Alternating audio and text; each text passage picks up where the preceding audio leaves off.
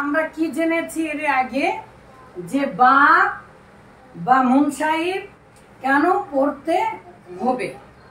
মুনসাহিব বা বাপ না জানলে জীবনে কোনোদিন আরবি রিডিং পড়া সম্ভব নয়। মিজানে শুধুমাত্র ফা কালেমা আর লাম কালেমা কেমন হবে এই কথা আলোচনা আছে, কিন্তু আমরা জানি 3 অক্ষর ছাড়া জীবনে কোনোদিন ফেল হবে না। তাহলে আইন কালেমায় জবর হবে না জের হবে না পেশ হবে, এটা কে বলবে? বাপ বলবে। তাই আমরা জেনেছি বাপ কি কাজ করে, খায় নাকি মাথায় দেয়। তো বাপ মূলত 4টা কাজ করে। 1 নাম্বার হচ্ছে বাপ মূলত ফেলের আইন কালেমায়, ফেলের আইন অক্ষরে, এই যে আইন কালেমায় জবর হবে না জের হবে না পেশ হবে, এটা কে আলোচনা করবে? এটা বাপ আলোচনা করবে। মাশাআল্লাহ। আরো কিছু আছে, আরো 3টা, সেগুলো আমরা এখন জানছি না। আরো 3টা কি সেটা হচ্ছে বাপ অর্থে রূপান্তর করবে। আমি যেমন ইচ্ছা তেমন অর্থ করতে পারবো আমি যদি বাপ জানি। তারপরে বাপ হচ্ছে উচ্চারণে সহজ করে। উচ্চারণে কি করে? সহজ করে। কোনো কঠিন উচ্চারণকে বাবের এই দরজা দিয়ে ঢুকালে ওটা কি হয়ে যাবে? সহজ হয়ে যাবে। এছাড়াও আমরা দেখব বাবের মধ্যে অতিরিক্ত অক্ষর আসবে। এই 4টা কাজ করে বাপ। তারপরে আমরা জেনেছি পৃথিবীর সকল বাবের আসল বাপ কয়টি? পৃথিবীর সকল বাবের আসল বাপ হচ্ছে মূলত 5টি। নাসারা ইয়ানসুরু, জরাবা ইয়াজরিবু, সামিয়া ইয়াসমাউ, ফাতাহা ইয়াফতাহু আর কারুমা ইয়াকুরুম। আপনাদেরকে কিন্তু কখনো বুঝাতে শুরু করিনি সোলাসি, মোজারদ, হামতান ইত্যাদি, কিন্তু আমরা 3 অক্ষর দেখতে পাচ্ছি। এই যে ফা আলা 3 অক্ষর ছাড়া তো কোনোদিন ফেলই হবে না। তাহলে 3 অক্ষরকে আরবিতে বলা হয় সোলাসি। 3 অক্ষরকে কি বলা হয়? সোলাসি। তো আমরা এত কিছু জানবো না, আমরা খুব সহজভাবে জেনেছি শুধুমাত্র 5টা বাবের নাম। নাসরা ইয়ানসুরু, জরাবা ইয়াজরিবু, ফাতাহা ইয়াফতাহু, সামিয়া ইয়াসমাউ, ফাতাহা ইয়াফতাহু আর কারুমা ইয়াকুরুম। আলহামদুলিল্লাহ। বিস্তারিত আমরা আস্তে আস্তে জানবো। যেহেতু বাপ দরজা, আর এই দরজা দিয়ে যখন ঢুকবে এক একটা চেহারা এক এক রকম হবে। ফেলের চেহারা বিশেষ করে আইন কালেমায় ভিন্ন ভিন্ন হয়ে যাবে। যেমন আমরা গতকালকে একটু জানার চেষ্টা করেছি, পৃথিবীর মাজির আইন কালেমায় জের হবে শুধুমাত্র এক বাবেই হবে, এক বাবেই হবে, তার নাম হচ্ছে সামিয়া ইয়াসমা। যে সামিয়া আইন কালেমায় জের হচ্ছে। আবার পৃথিবীর সকল বাবের মূলত 3 অক্ষর বিশিষ্ট বাবের পৃথিবীর শুধুমাত্র এক বাবেই মুজারের আইন কালেমায় জের বিশিষ্ট হবে, তার নাম হচ্ছে জরাবা ইয়াজরিবু। ঠিক ওই রকম পৃথিবীর একমাত্র বাপ যেটা মাজির আইন কালেমায় পেশ হবে, এছাড়া আর কোথাও হবে না, তার নাম হচ্ছে কারুমা ইয়াকুরুম। এভাবে আমরা ইনশাআল্লাহ আস্তে আস্তে জানবো, জেনেছি। এখন আজকে থেকে একটু বিস্তারিত শুরু হচ্ছে।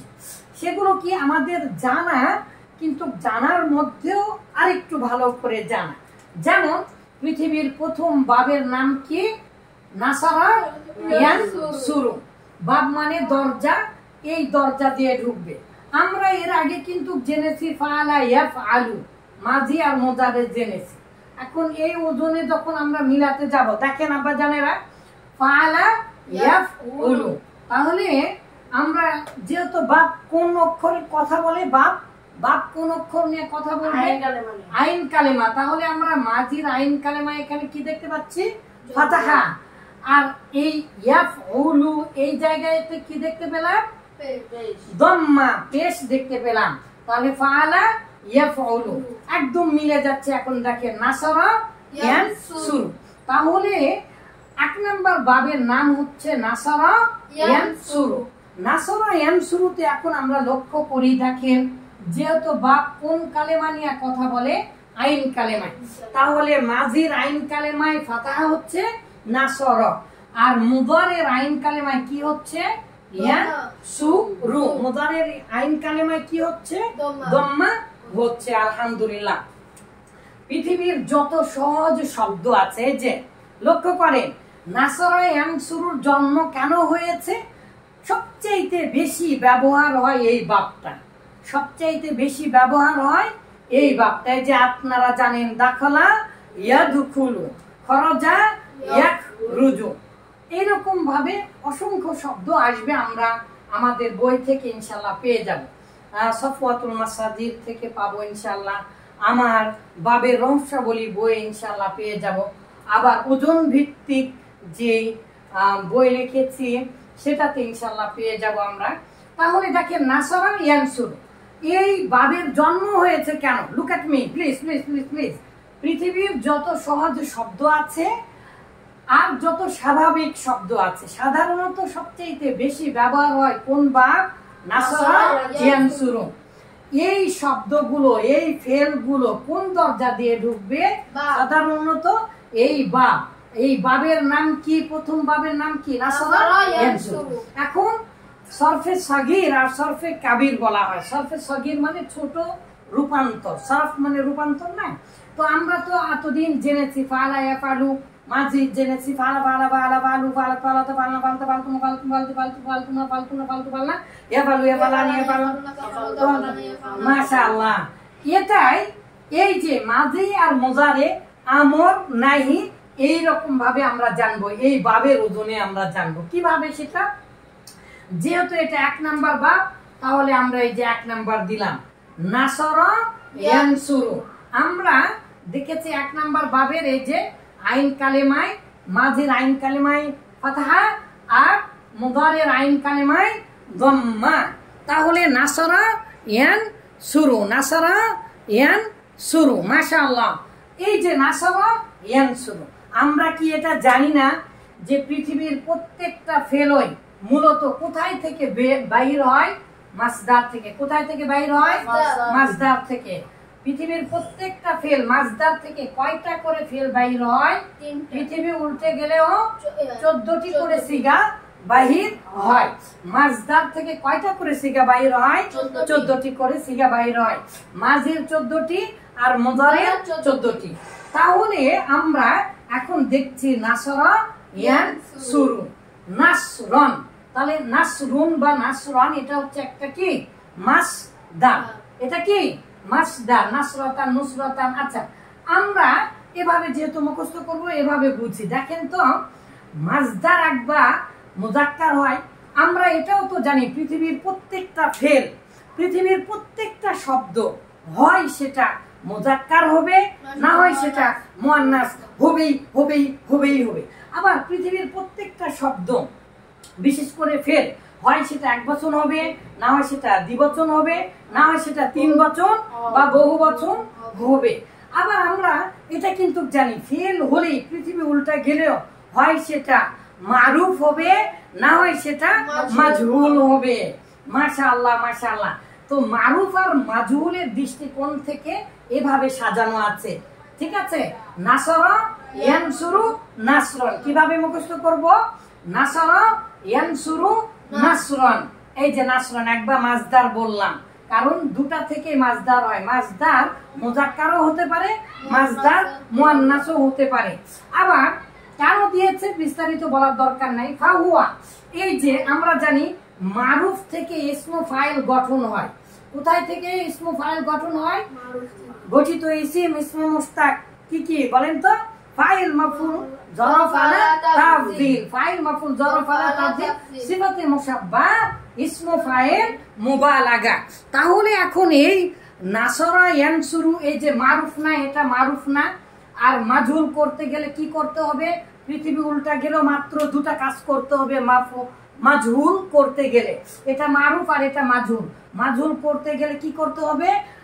মাত্র দুটা কাজ করতে হবে পৃথিবীতে। ফা কালেমায় দম্মা দিব আর আইন কালেমায় কাসরা দিব। যদি আইন কালেমায় কাসরা দেয় তাহলে মাজির ফুইলা, মাজির মাজহুল হয়ে যাবে। আর মুদারের মাজহুলটা কি করতে হবে? আকি। কিন্তু আইন কালেমায় ফাতাহা দিতেই হবে, দিতেই হবে। আর ফা কালেমা সাকিন বিশিষ্ট থাকার কারণে, যেহেতু ফা কালেমা আগে ইয়া আছে বা মোজারের আলামত, মোজারের আলামতে আমরা পেশ দিব। তার মানে আমাদেরকে দুটা কাজ করতেই হচ্ছে, ফা কালেমায় জুম্মা আর আইন কালেমায় কাসরা। এই যে দুটা দিলে, আইন কালেমায় কাসরা দিলে কি হয়ে যাবে? মাজির মাজুল হবে, আর আইন কালেমায় ফাতাহা দিলে মুজারের মাজুল হয়ে যাবে। তাহলে এই লাইনটা হচ্ছে মারুফের আর এই লাইনটা হচ্ছে মাজহুলের। কিন্তু ঘটনা আরেকটা ঘটে গিয়েছে, সেটা কি? ইসমু ফাইল গঠন হয় মারুফ থেকে। কোথায় থেকে গঠন হয়? মারুফ থেকে। ফাইলুন মানে যে করে, যে করে তাকে আমরা চিনি। আর মারুফ মানে কি? চেনা জানা পরিচিত। মারুফ মানে চেনা জানা পরিচিত। আর মানসুর বা মাজহুল মানে অপরিচিত। আর মাজহুল থেকে গঠন হয় ইসমে মাফউল, ফলে ওটা মাজহুলের লাইনে আনা হয়েছে। তাহলে দুটা প্রধান দুটা লাইন, একটা হচ্ছে মারুফের আর একটা হচ্ছে মাজহুলের। যেহেতু মারুফের সাথে সাথ আছে কিসের? এই যে মাজদারের, তাই মাজদার দিব।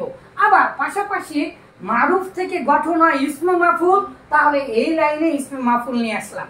আর মাজহুল থেকে গঠন হয় ইসমে মাফউলের, এই জন্য ইসমে মাফউলকে এই লাইনে নিয়ে আসলাম। তাহলে ঘটনা কি ঘটলো? এখন নাসরা ইয়ানসুরু নাসরান ফাহুয়া নাসিরুন। নাসিরুন আমরা জানি ফাইলুনের ওজনে আসলেই নাসিরুন হয়ে যাবে।